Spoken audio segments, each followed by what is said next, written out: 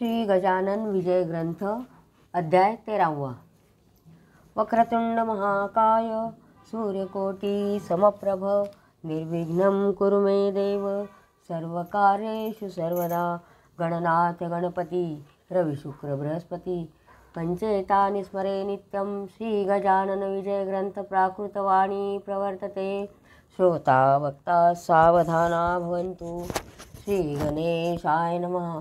हे संत वरदा श्रीधरा, हे दयेच्या सागरा, हे गोप गोपी प्रियकरा, तमाल निळा पावहरी तुझे ईशत्व पाहण्याकरिता जेव्हा झाला विधाता. गाई वासरे चोरिता यमुना तटी गोकुळात, तेव्हा तू निजे लिले करुण गाई वासरे होऊन. ब्रह्मदेवा कारण आपले ईशत्व दाखविले. दुष्ट ऐशा कालियाला यमुने माझी तुडवून भला. रमण कधी पा धाडिला गोप निर्भय करण्यास.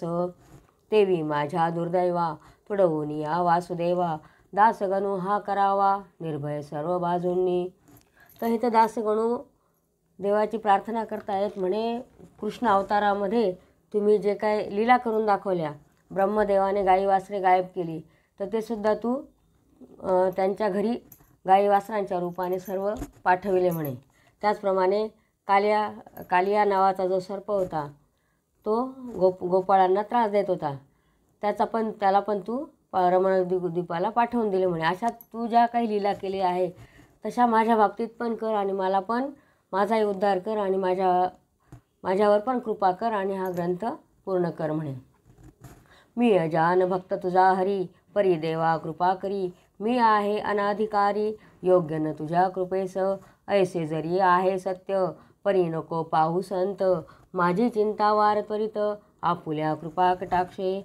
आता श्रोते सावधान बंकट हरी लक्ष्मण. विठू जगदेवादी मिळून गेले वर्गणी जमवावया. तर महाराजांसाठी जे काही वर्गणी म्हणजे मठ बांधायचा होता किंवा तेवढ्यासाठी हे सर्व बंकट हरी लक्ष्मण जे काय होते ते सर्व वर्गणी गोळा करायला गेले.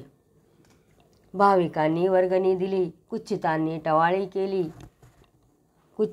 कुटाळी केली. वर्गणीची काहो पडली जरूर तुमच्या साधुस्तव. गजानन म्हणता महासंत जे न घडे ते घडवीत. मग त्यांच्या मठाप्रत वर्गणी ही कशाला. तर जे काय होते भाविक ते वर्गणी देत होते आणि जे कोणी नास्तिक होते ते म्हणतात की तुमचे गजानन महाराज असतात फार मोठे संत आहेत म्हणे, त्यांना कशाला पाहिजे, असे हे निंदा करायला लागले. काही कुचित लोक होते ते. गजानन म्हणता महासंत जे न घडे ते घडवीत. मग त्यांच्या मठाप्रत वर्गणी ही कशाला. कुबेर त्यांचा भांडारी मग कशास फिरता दारोदारी. चिठ्ठी कुबेरेच्या घरी करा म्हणजे काम झाले. ऐसे ऐकता भाषण जगदेव बोलला हा सोन. या भिक्षेचे कारण आहे तुमच्या बऱ्यासाठी. तर ते वर्गणी गोळा करायला जे लोक गेले त्यांना ते सांगायला लागले की कुबेरच यांचा भांडारी म्हणे, त्यांना एक चिठ्ठी पाठवा म्हणजे ते पैसे पाठवून देतील म्हणे, असं बोलायला लागले. तेव्हा ते जगदेव जे होते ते सांगायला लागले की हे भिक्षा जे मागतोय किंवा हा मठ जो बांधतोय तो महाराजांना नको आहे, तो तुमच्यासाठी म्हणे सर्व. श्री गजाननासाठी नको बांधणे मठमठी. हा अवघा आटापिटी तुमचे कल्याण व्हावया. स्वामी गजाननाचा त्रैलोक्य हाची मठ साचा. अवघी वने हा बगीचा पलंग ज्यांचा मेदिनी. अष्टसिद्धी दासी परी राबतात ज्याच्या घरी. तो न तुमची पर्वा करी त्यांचे वैभव निराळे. सविता सूर्यनारायण त्यासी दीप कोठून. प्रकाश देऊ शकेल जाण प्रतिकार करणा तमाचा. तर म्हणे ते सांगायला लागले की हा जो मठी जे काय ते महाराजांना नको आहे म्हणे, तुमचं कल्याण व्हावं म्हणून हा मठ खरा बांधतोय म्हणे. आणि हे महाराजांना काय कमी आहे म्हणे, पृथ्वी हेच त्यांचं सर्व बगीचा आहे किंवा पलंगे सर्व काय जे आहे ते अख्खी त्रैलोक्य त्यांचं आहे म्हणे. तर तुमच्या त्या मठाने काय होणार आहे म्हणे. आणि ज्या दासी आहेत म्हणे अष्टसिद्धी ज्या आहेत त्या त्यांच्या सर्व इच्छा पूर्ण करतात म्हणे, असं म्हणून त्यांना सांगितलं. जसं सूर्यनारायण आहे म्हणे, तर सूर्यनारायण जसा हे करेल अंधाराचा नाश करेल तसं एक छोटासा दिवा त्याच्याने काय नाश होणार आहे का म्हणे अंधाराचा. तर तुम्ही असं म्हणू नका म्हणे, महाराजांना कमी लेखू नका असं सांगायला लागले ते. तो मुळीचं प्रकाशमयी सूर्यनारायणाचं सांगतायत. सूर्यनारायण प्रकाशित असतो तो मुळीच प्रकाशमयी, त्याला दीपाचे काज काही नाही. हलकारा तो कोठून होई, सार्वभौमा भूषविता. इच्छा ऐहिक वैभवाची, असेल मानवा प्रतिसाची. ती आहे वावयाची, पूर्ण या पुण्यकृत्याने. तर तुमच्या ह्या असं जर तुम्ही दानधर्म केला म्हणे, पुण्य जर केलं तर त्याच्याने तुमच्या सर्व इच्छा पूर्ण होतील म्हणे. रोग बरा करण्याभली, औषधाची योजना केली. प्राणासाठी नसे झाली, तीही ध्यानी धरा हो. रोग भय शरीरास, नाही मुळीच प्राणास. जन्म मरण हेही त्यास, नाही मुळी राहिले. तैसी तुमची सुसंपन्नता, रक्षण व्हाया सर्वथा. पुण्यरूप औषधी आता, मिळणे भाग आहे की. संपन्नता हे शरीर, रोग त्याचे अनाचार. त्याचा नाश होणार, या पुण्यरूप औषधीने. म्हणून पुण्य संचय करा, कुतर्कना चित्ती धरा. पुण्य मेदिनी माझी पेरा, करा आपुल्या संपत्तीचा. बीज पेरिता खडकावर, ते वाया जाते साचार. त्यास कधी ना येणार, मोड हे ध्यानी धरावे. अनाचार दुर्वासना, हे खडक असती जाणा. तेथे टाकिल्या विना दाना, ते किडे पाखरे भक्षती. तर जसं खडकावर जर धान्य टाकलं तर त्याला मोड येतील का, किंवा त्याचं झाड होईल का म्हणे, तसं नाही. तर तसं हे तुम्ही जे काय पुण्य करतायत ते त्याचं झाड होईल म्हणे, किंवा ते तुमच्याच कल्याणासाठी उपयोगी होईल म्हणे. संत कार्यास काही देता, अगणित होते सर्वथा. एक दाना टाकिता, मेदिनी माझी कणीस होते. त्या कणसास दाने येती, एकाचेच बहुत होती. तीच पुण्याची आहे स्थिती, हे बुध हो विसरू नका. ऐसे बोलता साचार, कुटाळ झाले निरुत्तर.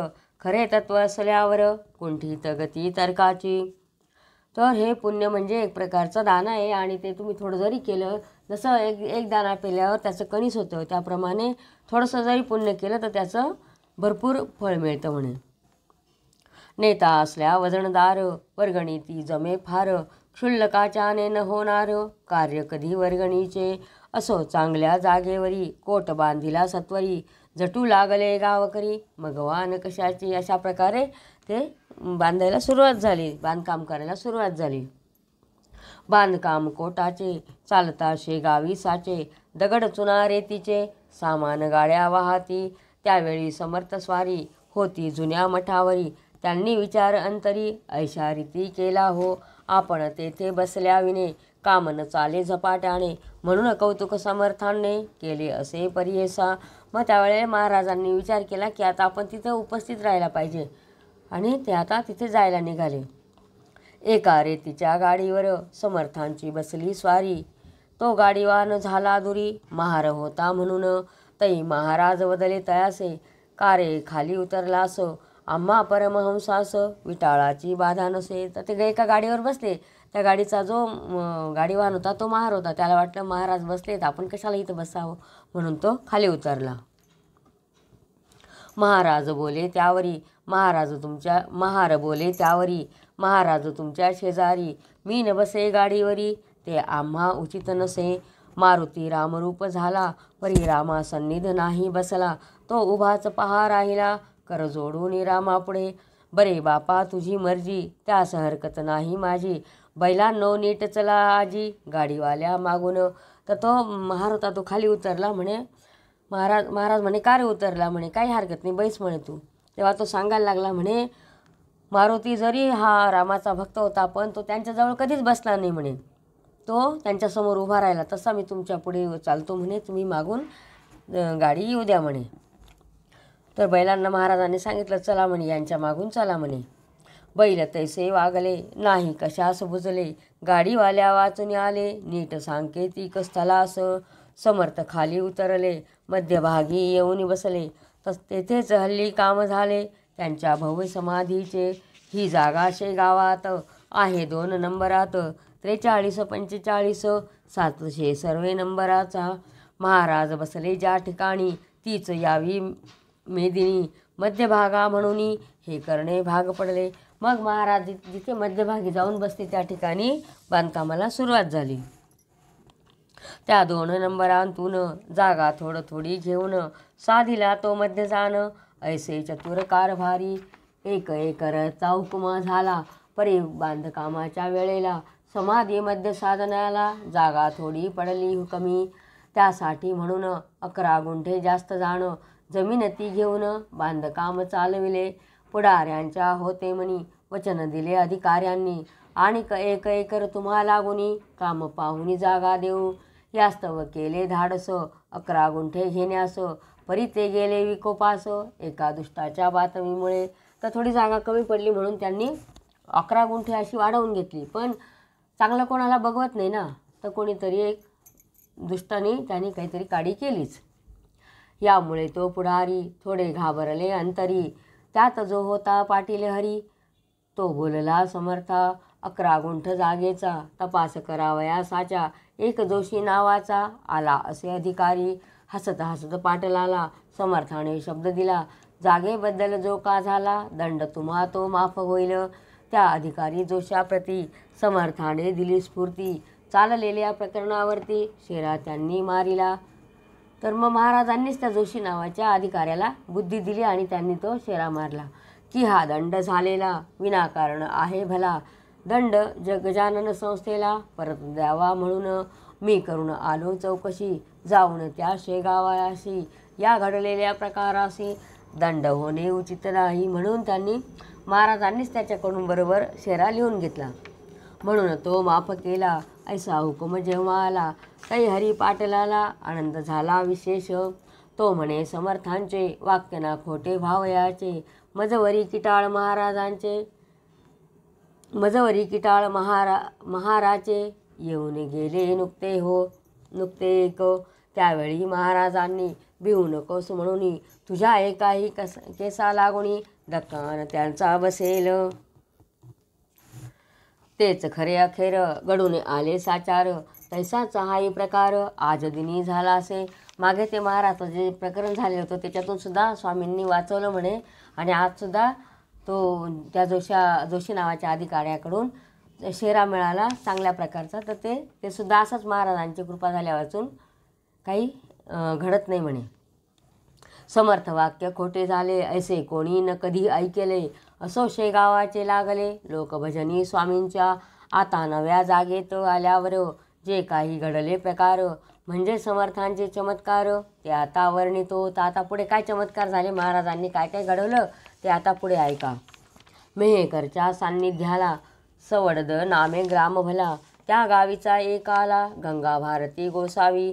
यास होता महारोग कुजून गेले अवघे अंग. उरली न पडल्या वाचून भेग जागा दोन्ही पायांना. करपद बोटे झडून गेली तनुप्रती चढली लाली. कानाच्या सुजल्या पाळी कंडू सुटला तणू ते. म्हणून गंगा भारती त्या महारोगा त्रासला ती. समर्थांची ऐकून कीर्ती शेगावासी पातला. तर आता तिथं एक गंगा भारती नावाचा गोसावी होता. त्याला महारोग झालेला होता आणि हे त्यांनी ऐकलं. स्वामींची कीर्ती ऐकली आणि शेगावाला दर्शनाला आला तो. श्रोते त्या गोसाव्याप्रत लोक अडवू लागले बहुत. तुला रक्तपिती आहे सत्य तू न जावे दर्शना. महाराज दिसतील ऐशा ठाई उभा राहून दर्शन घेई. कधीही न जवळ जाई त्यांचे चरण धरावया.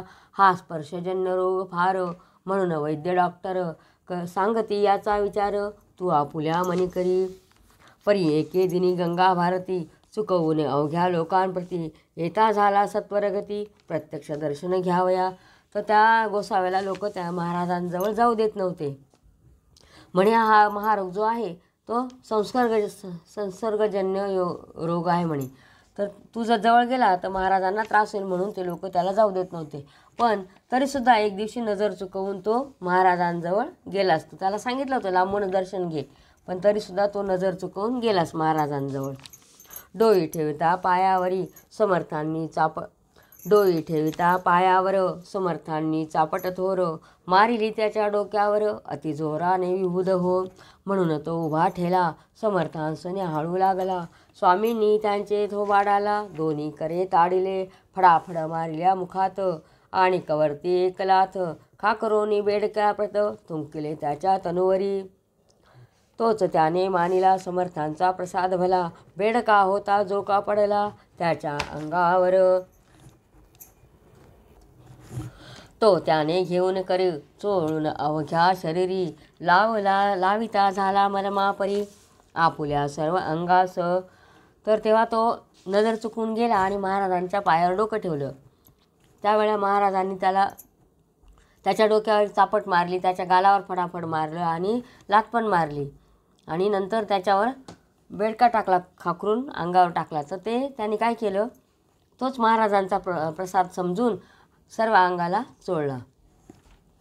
तो प्रकार पाहता एक कुटाळ तेथे होता.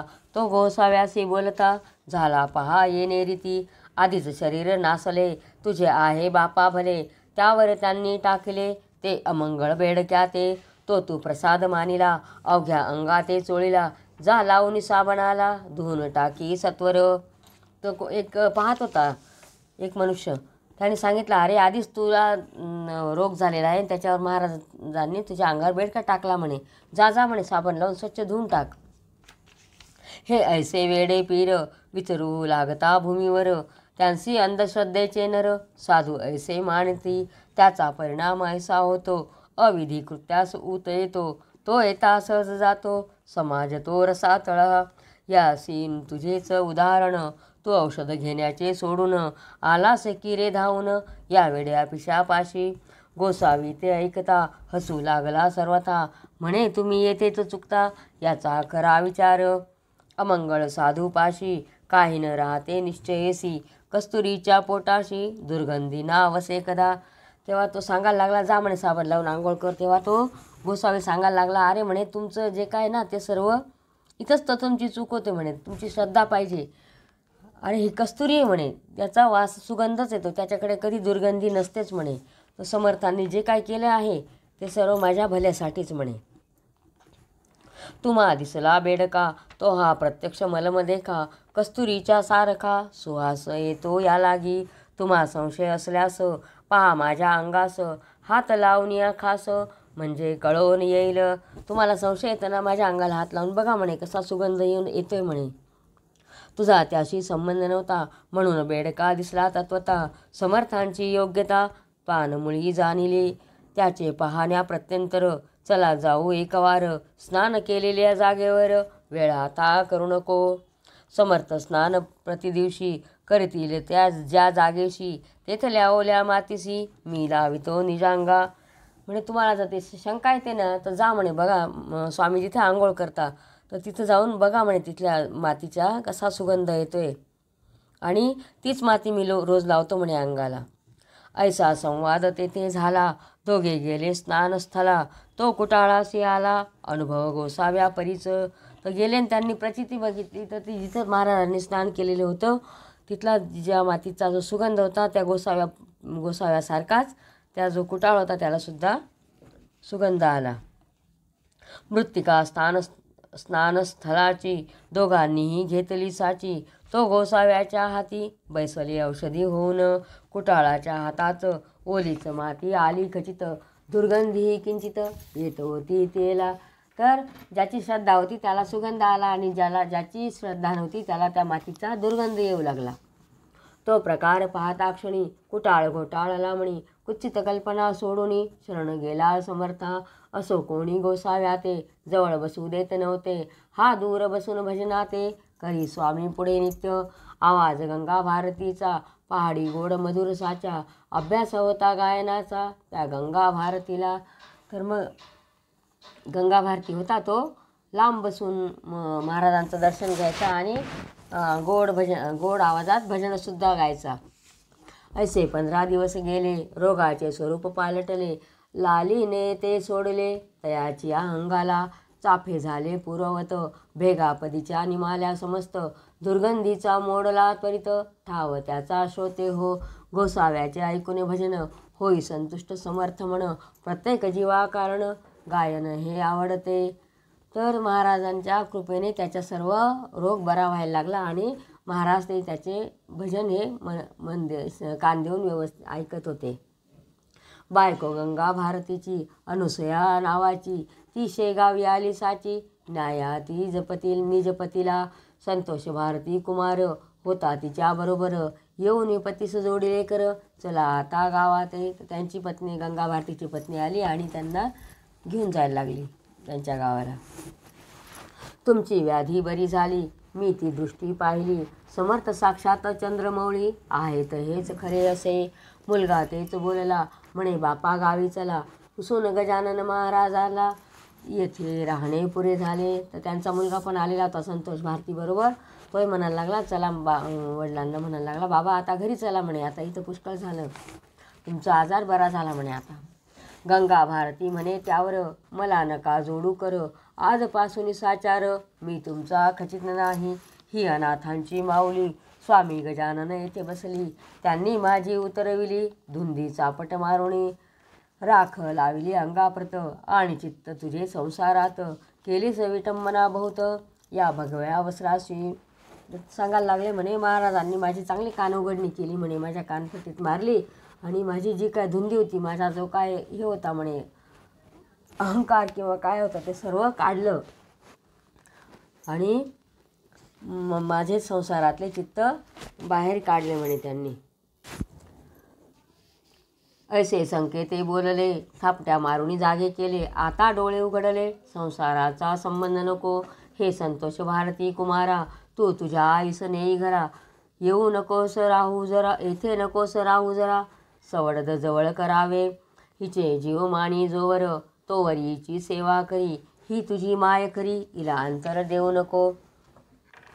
मातोश्रींचीच करता सेवा, तो प्रिय होतो वासुदेवा, पुंडलिकाचा ठेवावा इतिहास डोळ्यापुढे, मी येता सवडदात, पुन्हा रोग होईल पूर्ववत, म्हणून त्या आग्रहात तुम्ही न पडावे दोघांनी.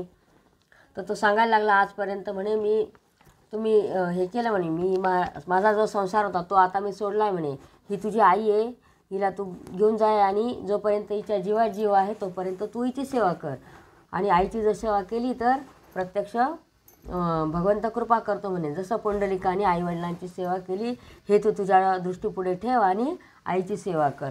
मी जर तिथं आलो म्हणे, सवडदाद हे नावाचं गाव आहे, तिथं जर आलो तर परत मला आजार होईल म्हणे, तर मी काय आता तुमच्याकडे येत नाही, तुम्ही दोघं जा म्हणे परत.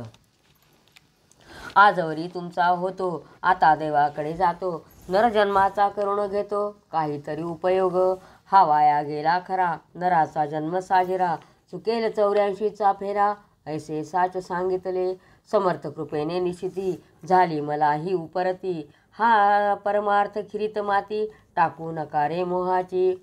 तर म्हणे आता हे मी जो काय परमार्थ करतो आहे त्याच्यामध्ये तुम्ही विघ्न आणू नका, जा म्हणे आता तुम्ही घरी.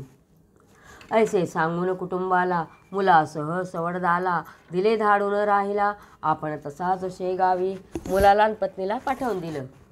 पदपदांतरे समर्थांची, आवडीने म्हणावी साची, त्यास कला गायनाची, येत होती विबुध हो, त्यातही तो अस्तमाना, प्रत्यही तो अस्तमाना, एक तारा घेऊन जाना, समर्थांच्या सन्निधाना, बैसुनी भजन करतसे, ऐकून त्यांचे भजन, इतरांचेही हर्षे मन, वस्तू आहे अशीच आहे गान, रंजविणारी सर्वांतही. तर मग रोज आता त्यांनी त्या पत्नीला मुलाला पाठवून दिलं, आणि रोज संध्याकाळी एक तारी घेऊन समर्थांचे भजन म्हणत राहायचा तो, आणि त्यांचे ते भजन इतके गोड होते की बाकीचे सुद्धा ऐकत होते. हा गंगा भारती बरा झाला, रोगाचा पत्ता मोडला, मलकापुरास पुढे गेला, गजाननाच्या आज्ञेने, असो एकता पौषमासी, जामसिंग आला शेगावासी, बोलता झाला समर्थांशी, माझ्या गावास चला हो, मम भाच्याच्या गृहाला, अडगावी नेण्याला, मी आलो होतो आपणाला, तय्या पुला करार, ऐसा होता समर्था, मी नाही येता आता, नको करू आग्रह वृथा, पुढे मागे येईल. तर अशा प्रकारे ते गंगा भारती बरे झाले. नंतर पुढे मलकापूरला गेले, गजानन महाराजांची आज्ञा झाली आणि ते मलकापुराला गेले. त्याचप्रमाणे एकदा पौष महिन्यामध्ये झामसिंग नावाचा मनुष्य जो होता तो शेगावाला आला, आणि महाराजांना म्हणायला लागला, आता माझ्या घरी चला म्हणे, तुम्ही माझ्या गावाला चला. तर माझा जो भाचा आहे तो तुम्हाला आडगावाला न्यायला घेऊन आलेलं म्हणे. त्यात दिवस झाले बहुत, आता चला मुंड गावात, मी आहे आपुला भक्त, माझी इच्छा पूर्ण करा, मुंड गावात माझे घरी, काही दिवस राहा तरी, मी अवघी करुणी तयारी, न्याया आलो आपणा. झामसिंगाबरोबर मुंडगावी आले साधूवर, दर्शना लोटले नारी नर तो ना आनंद वर्णवे. मग अशा प्रकारे जामसिंगाबरोबर ते मुंड गावाला आले. जामसिंगाने भंडारा घातिला असे थोर खरा. मुंड गाव झाले गोदा तीरा दुसरे की हो पैठण. तर मग तिथं लोक इतके दर्शनाला येऊ लागले की जसे काही पैठण नगरीत झाली म्हणे. ती पैठणा माझी एकनाथ मुंडगावी गजानन संत. भजनी दिंड्या अमित आल्या भजन करावया. आचारी लागले स्वयंपाका अर्धा स्वयंपाक झाला निका. तै महाराज बोलले देखा ऐसे जामसिंगासी. जामसिंगा आज चतुर्दशी मुळीचा आहे रिक्त स्थिती. भोजनाच्या पंक्ती पौर्णिमेला होऊ दे. आणि मग तिथं जसं काय तिथं एखादी हेच झालं म्हणे, तीर्थक्षेत्रच झालं. तिथं आचारी स्वयंपाकाला लागले आणि लोक भजन वगैरे करायला लागले, दिंड्या येऊ लागल्या. त्या दिवशी चतुर्दशीच्या दिवशी महाराजांनी सांगितले की आता आज चतुर्दशी आणि उद्या पौर्णिमा, तर भोजनाच्या पंक्ती उठून जाऊ दे म्हणे. आता जामसिंग बोलला या पर स्वयंपाक झाला तयार. लोक जमले आहेत फार आपला प्रसाद घ्यावया. स्वामींनी केले बोलणे तुझे व्यवहार दृष्टीने. योग्य परी हे न माने या जगदीश्वराला. जामसिंगा हे अन्न न येईल उपयोगा कारण. तुम्हा प्रापंचिका लागून आपुलेच व्हावे वाटते. पंक्ती बसल्या भोजना तो एकाएकी आकाश जाना. भरून आले गर्जना होऊ लागली मेघांची. चमके वीज माथ्यावरी झंझावाट सुटला भारी. कडकडाती कांतारी लागली झाडे मोडावया. तर महाराजांनी सांगितलं होते आज चतुर्दशी म्हणे, तर आज नको म्हणे, उद्या पंक्ती घाला म्हणे. तर ते यांनी काय ऐकलं नाही जामसिंगाने. त्यांनी त्या पंक्ती केल्यास म्हणे हे अन्न आजचं हे उद्याला वाया जाईल म्हणे, तर आजच करून टाकू म्हणे. पण महाराज म्हणायला लागले अरे तू म्हणे प्रापंचिक आहे म्हणे, तू हा संसारिक विचार करतो, व्यवहारिक विचार करतो, पण आज काय घडणार आहे हे बघ ना म्हणे तू. त्याचप्रमाणे काय झालं, पंक्ती बसल्या आणि विजा चमकू लागल्या. आभाळामध्ये गडगडाट होऊ लागला आणि पावसाची सुरुवात झाली. घटकेत पाणी पाणी झाले, अन्न अवघे वाया गेले. मग जामसिंगाने विनवले महाराज येणे रीती. आता महाराज उद्या तरी मुळीन व्हावे आजच्या परी. हिरमुष्टी होऊन बसली खरी अवघी मंडळी गुरुराया. निवारा त्या पर्जन्याला हा नवे पावसाळा. आगंतुक बेटा आला आमचा नाश करावया. आता पाऊस पडेल तरी शेतीचे होईल वाटोळ ते पास कळ. मग म्हणतील लोक ऐसे जामसिंगे केले पुण्य हा भंडारा घालून. ते भावले आम्हा लागून वा खूप तऱ्हा पुण्याची. तर मला म्हणे आहो आता महाराज पाऊस आज अचानक आला म्हणे, शेताचं पण वाटोळ होईल म्हणे आणि लोक म्हणतील म्हणे जामसिंगांनी काय पुण्य केलं पा म्हणे, असं बोलायला लागतील म्हणे. तरी महाराज म्हणाले जामसिंगा ऐसे संचित होते होसी कागा. तुला न उद्या देईल दगा हा पर्जन्य कधीही. महाराज सांगायला लागले म्हणे आता उद्या काय असं होणार नाही म्हणे, बघ म्हणे आताच मी वारितो त्यासी. ऐसे बोलणे आकाशासी पाहू लागले पुण्यराशी. तो आभाळ फाकले मेघ क्षणात निघून गेले. सर्व ठाई ऊन पडले ते एका क्षणात झाले अगाध सत्ता संतांची. महाराज म्हणे उद्या काय असं होणार नाही म्हणे, बघ आत्ताच मी याचं निवारण करतो. असं म्हणून क्षणात मेघ निघून गेले आणि सर्व वातावरण निवळलं. दुसऱ्या दिवशी पौर्णिमेला थोर भंडारा पुन्हा झाला. तो नियम चालला अजून त्या मुंडगावी. अजून सुद्धा तेथे हाच नियम आहे की पौर्णिमेला भंडारा होतो. जामसिंगाने आपुली इस्टेट सर्व अर्पण केली. महाराजांचे चरणी भली त्या मुंडगाव ग्रामात. लोक त्या मुंडगावात समर्थांचे झाले भक्त. पुंडलिक भोकरे म्हणून त्यात एक जवान पोऱ्या असे. तर अशा प्रकारे तिथं प्रथाच पडून गेली पौर्णिमेला भंडारा करण्याची. त्याचप्रमाणे मुंडगावामध्ये आणखी एक पुंडलिक भोकरे नावाचा एक मुलगा होता. हा उकिरड्या नामक कुंब्याचा पुत्र एकुलता एक साचा. भक्त झाला महाराजांच्या ऐन तारुण्या माझारी. तर हा जो मुलगा होता तो सुद्धा महाराजांचा भक्त झाला. हे उकिरडा नामवर आडात पोर नसल्या वांचत. लोक नवसे ठेवितात ऐसा प्रघात त्या प्रांती. ते पेटय्या तेलंगणात केरपुंजा महाराष्ट्रात. तैसा उकिरडावर आडात नाव ठेविती बालकांचे. तर हे उकिरडा का नाव ठेवलेलं, तर ज्यांचे मुलं वाचत नाही किंवा ज्यांना मुलं होत नाही आणि त्यांना उशिरा मुलं झाले तर ते मुलांचे नावं काय ठेवतात? उकिरडा. वराडामध्ये उकिरडा नाव ठेवतात. तेलंगणामध्ये पेटय्या आणि महाराष्ट्रामध्ये केर, पुंजा असे नावं ठेवतात त्या मुलांचे. हा पुंडलिक वद्य पक्षासी करावया वारीसी येत नियमे शेगावासी घ्याया दर्शन समर्थांचे जैसे काते वार करी वद्य पक्षा माझारी जाती इंद्रायणीचे तेरी देव आळंदी गावाला तैसाचा हा वराडात वारी वद्य पक्षाच करी येऊनी शेगावात परमभाव भक्तीने. जसं पंढरपूरला लोक जातात, देव आळंदीला जातात वारीला, त्याप्रमाणे हा सुद्धा वराडामध्ये प्रत्येक वद्य पक्षामध्ये वारी करायला यायचा.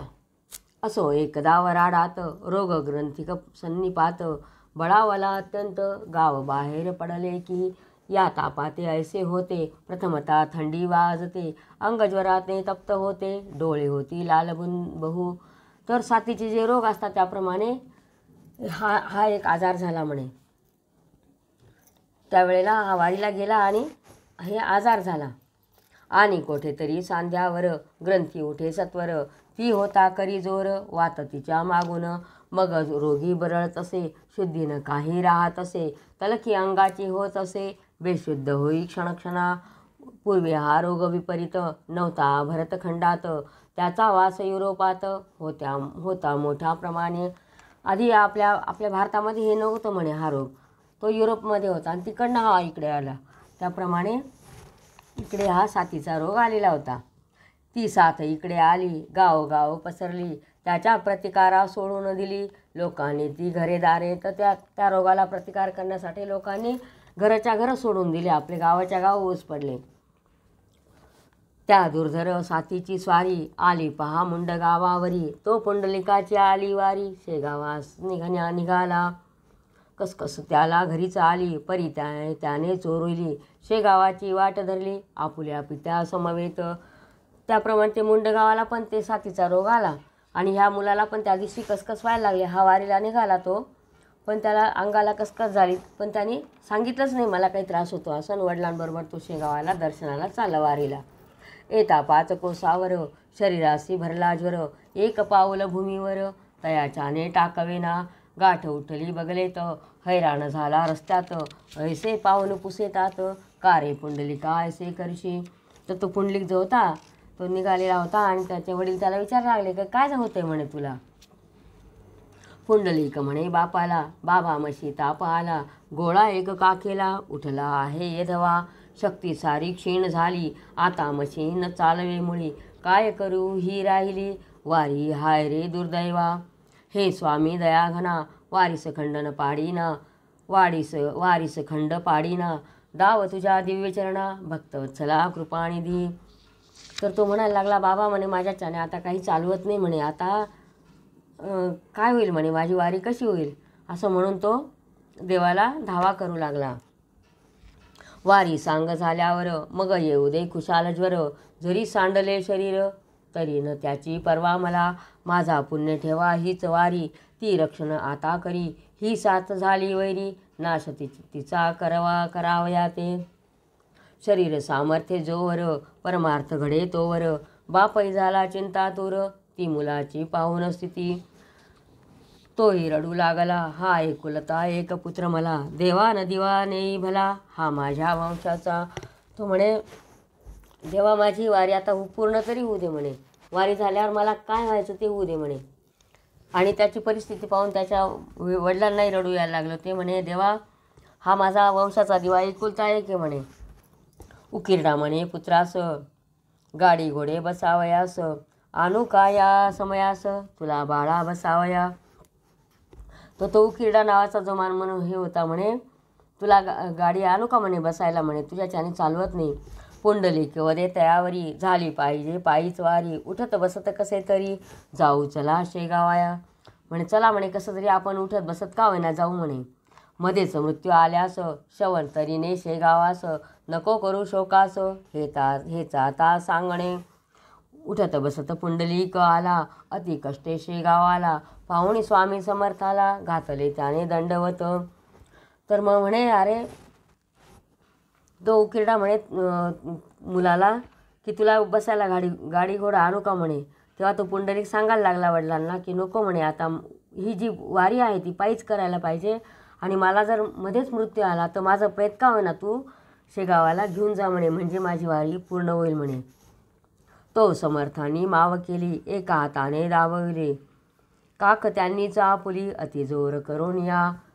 मग तिथं उठत बसत ते कशा तरी तिथं आले ते आणि तेव्हा स्वामींच्या दर्शनाला गेले. तेव्हा महाराजांनी त्याला जी काखेमध्ये गाठ झाली होती ती दाबून टाकली आणि केले मजरोत्तर, पुंडलिका तुझे गंडांतर, टळले आता तिळभर चिंता त्याची करू नको. आणि त्याला सांगायला लागले की तू आता शोक काही करू नको म्हणे.